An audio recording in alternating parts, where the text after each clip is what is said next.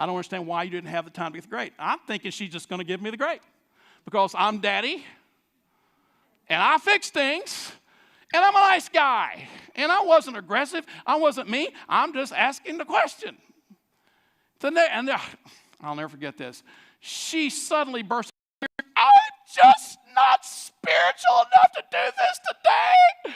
I'm not quoting. I'm not spiritual enough to do this today. She jumps up there, screaming out the double doors into the halls of school. I'm not spiritual enough to do this today.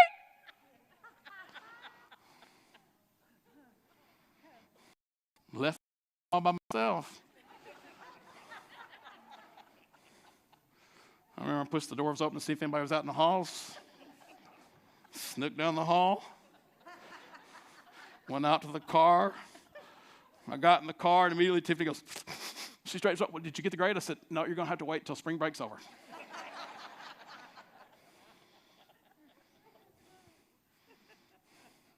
I know this precious lady. She's a great lady, great teacher. Been a part of the community for years. You know what I had to do before I went on spring break? I had to call her that night because I have her home phone number and ask for her forgiveness. Me. I did it because I just immediately realized that I had violated a principle in my life. And I remember telling God, God, please, don't let the ground yield up what I just did to this me at the church. Because I'm not spiritual enough either. True story. I'm having so much fun now watching Tiffany raise 3 boys. School, teachers. Yeah. It's fun. She's come over to my house a few times.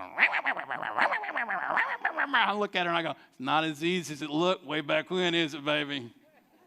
I did a little better than you thought, you know. Well, that's enough of that. I'll get in trouble. Don't y'all, nobody can tell Tiffany that I said that in class tonight, because if you do, I will deny it forever. All right? So we know that Jesus reversed the law of Lamech. Some observations here. Number 1, forgiveness doesn't keep count. Everybody say forgiveness doesn't keep count. 1 Corinthians 13, verse 3 through 7, very familiar description of love.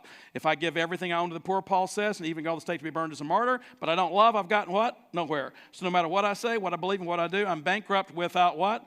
Love. Love never gives up. Love cares more for others than for self. Love doesn't want what it doesn't have. Love doesn't strut, doesn't have a swelled head, doesn't force itself on others. Come on, Craig, 5th grade teacher. Doesn't force itself on others. Isn't always me first. Doesn't fly off the handle. How about this one? Doesn't keep score of the sins of others. Doesn't revel when others grovel, takes pleasure in the flowering of truth, puts up with anything, trusts God always looks for the best, never looks back, but keeps going to the end. And when you do all those things, and that becomes a part of who you are, then you keep the law of multiplication, the law of seed time and harvest flowing in your life, because you're letting go. This is the discipline we're talking about. Did you hear me? When it comes to forgiveness, it's what I choose to do versus what I feel like doing. Did you hear me? I choose to walk in forgiveness and do it quickly because I value multiplication and seed time and harvest working not only for me, but for my wife and for my children and my children's children and one day their children. Hello, Lamech. Right? Cain was one thing. Several generations later, Lamech is multiplied it times 77. And then Jesus reverses that with the spirit of love and forgiveness. Are you thinking with me? So therefore, forgiveness, number 2, is designed to be driven by principle, not emotion. Well, I just don't feel like forgiving. Well, that's the whole point. Do it anyway. It's a principle, and it works. Well, if I don't really feel it, then what value does it have? It's about seed time and harvest and multiplication. The feelings will come later. They always do. I remember my daddy making me go apologize to a couple of teachers when I was a little boy. You're going to go back in there and you're going to tell them you're sorry. Well, I'm not sorry. You're going to do it anyway. Go in there, get face to face. Do you have something to say, son? I'm sorry. Did I feel it? No, but I did it. I'm learning something. I'm learning a principle, something I do. Because if I waited for my emotions to line up with my unforgiveness decisions, they'd be few and far between, right? I still remember the time that I went to a funeral, and the lady that passed away was about 95 years of age, and I understand from the family that her daughter-in-law and her had never gotten along all those years. And I'm doing the funeral, and I'm next to the casket on stage. People are viewing this lady, and I catch this daughter-in-law that I knew standing over the casket, looking at the woman, dead woman, and I heard her say, "I just want you to know, after all these years, we've never got along, but I want you to know, I forgive you." And I remember thinking, I don't think she heard that. The thought occurs to me, maybe it's too late. That seed time and harvest and multiplication is ever going to come to this relationship on this earth because you waited till this point. Now, I sort of giggled that night. God forgive me, but, you have to understand. You have to sort of walk around with me in my shoes to understand that I've learned to laugh at lots of different situations to keep me from going crazy. Because I'm just not spiritual enough to handle all that. Okay, never mind. Do you like that, baby? Is that funny? You like it when I'm walking around and I'm like this old guy, and I'm looking around and I go, I'm just not spiritual enough to handle that.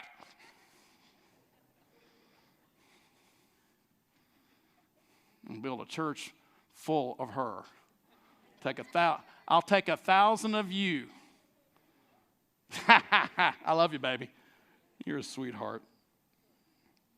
So again, forgiveness is designed to be driven by principle, not emotion. We get that? So, look at number 3. You're going to love this. There are 2 ways to live with hurt. The way of vengeance or the way of forgiveness. Number 4, the first way leads to death. The second, to life. So number 5, living life is all about overcoming emotions driven by fear. Taking you somewhere. So what Jesus was saying, number 6, even 70 times 7 is just a warm-up. It's a principle. I'm not counting. It's what I do every time, all the time.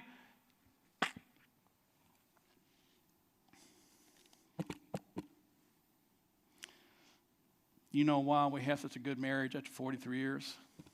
Now, Sandy gets all the credit. But I learned a long time ago that I would say I'm sorry and apologize even when I was right and she was wrong. Come on, anybody else do that?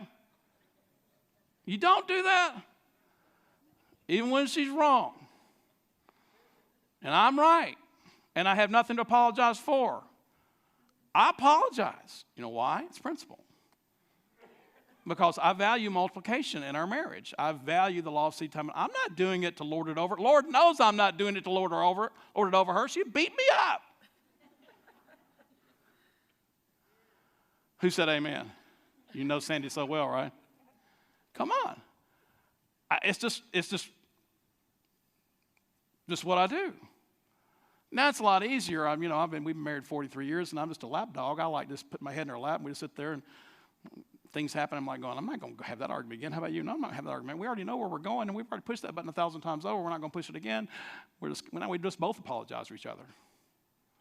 We're just old, and we don't care anymore, right? Come on. So God himself uses the instrument, look at number 3, that he never would have had to invent if the human race had not sinned. God, letter A, developed a new possibility of dealing with betrayal and hurt. Oh, this is going to blow you away. You ready for this? Letter B, you owe, I will pay. This is how God dealt with unforgiveness in the earth. This is how God dealt with your sin in the earth. He said, it was his heart, you owe, I'm going to pay. You know, one of the greatest thrills of life is to be out at a really beautiful restaurant and a nice meal with some family or some individual, and then when you get ready to grab the ticket and they just grab it, you owe, I'm going to pay. Whew. I like that. You know when it's even better? When you're in that long Chick-fil-A line. I've had this happen several times the last few years. And when I get up there, time to pay, the Chick-fil-A, the drive-thru person says, the car in front of you've already bought your meal. Woo! You owe. They paid. And they got away, right? Now, a number of years ago, in reverse of the law of seed time and harvest, I don't know if I hadn't told you this story many, many years, but I am not a fan of carrot raisin salad. How many of you remember that from way back? How many of you like carrot raisin salad? You're weird people. Because that is the nastiest stuff ever. Especially if you get it in a cafeteria where it's been sitting there for a while and it's beginning to ferment. It's growling. It's sort of softened. That shredded carrot is no longer standing up and at attention. It's just sort of in a mush. And then whatever that, I think it's mayonnaise. I don't know what they put in carrot raisin salad, but it's like it turns into white liquid stuff. And then the nasty shriveled raisins are sort of sitting on top. It's awful. Youth pastor, 19, 20 years of age, saying I just got married, working for a little Methodist church in outside of Birmingham, Alabama. We're poor. We're making $400 a month. Sandy's in nursing school. I'm in school. And here's what we do on Sunday mornings after service. We would wait for people to invite us to come to lunch. We just hang out. we have nothing. And everybody in the church knew we weren't getting nothing. So inevitably every week, well, you want to come to eat lunch? Well, yeah, praise God. So there's a lady in our church, and Marie Neesmith, I still remember her name after all these years. She'd been a missionary all over the world for years. She was now retirement age, and we're just kids. She invited us one Sunday. She said, I want you to come over. I'm going to feed you lunch, and I'm going to show you all my pictures from all my years from missions field. I'm like, oh, that's really cool. So we go, and we're sitting in her kitchen.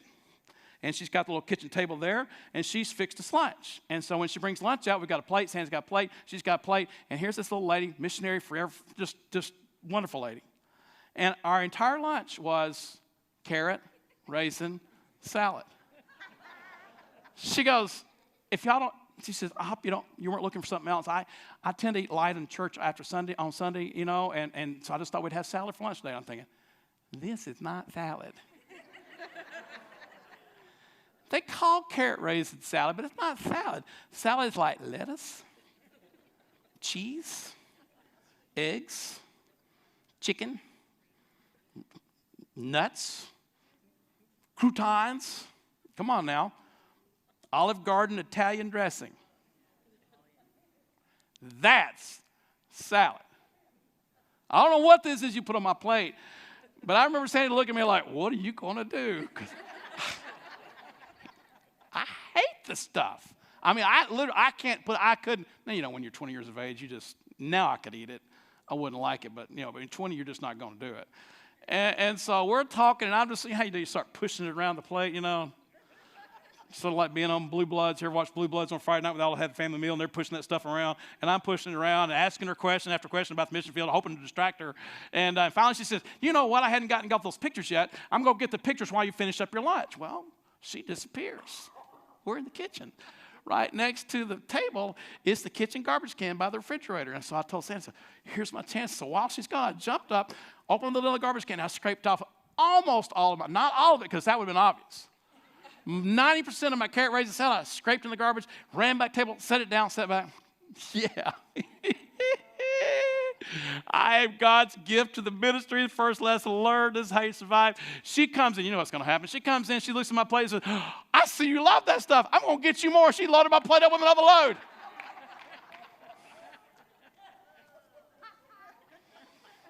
I told that story years ago in this church, and I promise you, it still happens to this day. I will go to the cafeteria, and I would have a server come walking over that carries your trays, walking over with a little dish of carrot raisin salad and set it down in front of me, and she would look over and say, that table right over there said to give it to you. It's on them.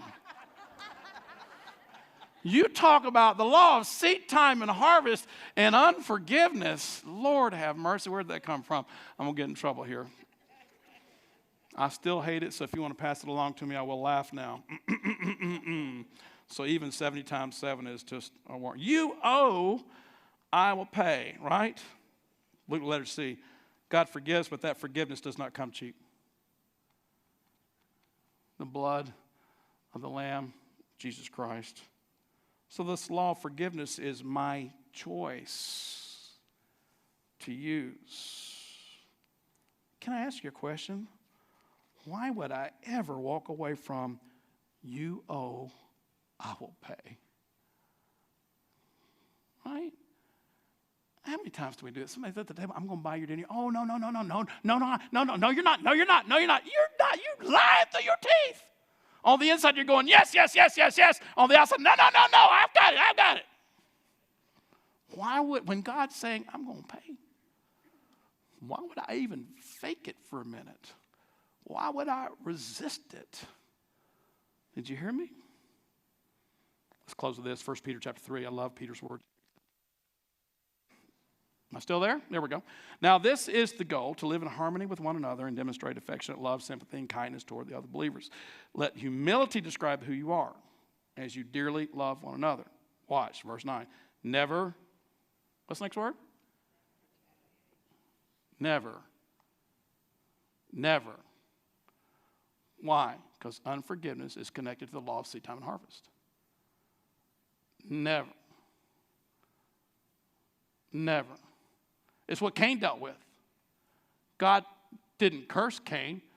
God said your attitude and your unforgiveness has cursed your life and the earth that you're living on. You're not going to be able to enjoy the law of seed time and harvest and multiplication that's all around you because of your attitude. Never retaliate when someone treats you wrongly, nor insult those who insult you, but instead respond by speaking a blessing over them, because a blessing is what God promised to give you. For this, do it all the time. A little easier to do than it used to be. I'll bless them.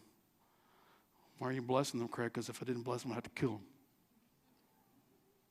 But it's principle.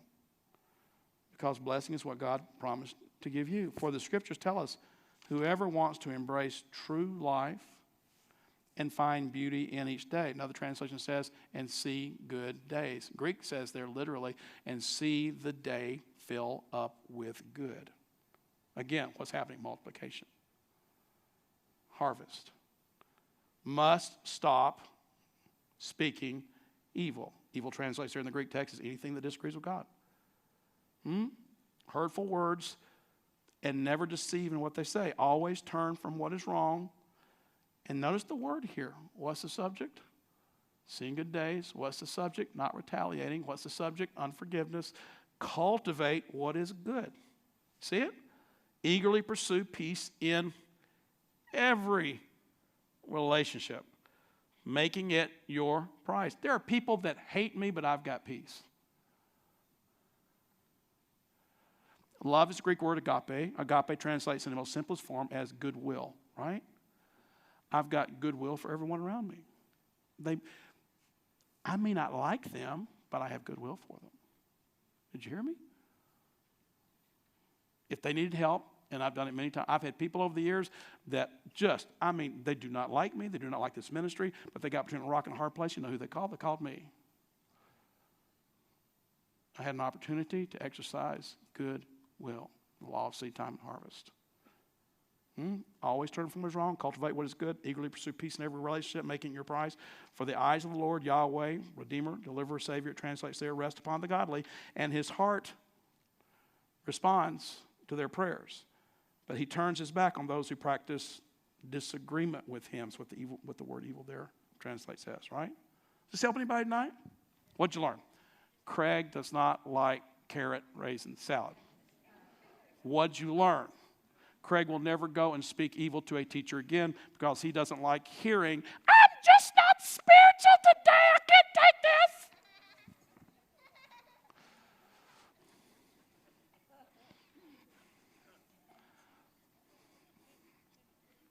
embrace the principle and do it. You just do it, right? Some gardens are more easy to cultivate than others. But you still plant, reap, sow again, reap, because God put that principle in the earth and it works. You owe, he pays. Every time. Every time. Well, I haven't seen it in my life. I tried tithing last year, we nearly went broke. So we just stopped. Really? You owe, he pays. Just keep doing it. Keep doing it. Keep doing it. When I'm 20 years old, the thing I could believe God for is a carrot, raisin, salad lunch. I'm in the ministry. I'm working for $400 lousy a month. I'm loving teenagers and kids, laying down my life, going to school. Sandy's working around the clock. And all you can do for me, God, is put me in this room and give me carrot, raisin, salad. I'm done with this. That's the great. You know what came out of that? 43 years of the greatest story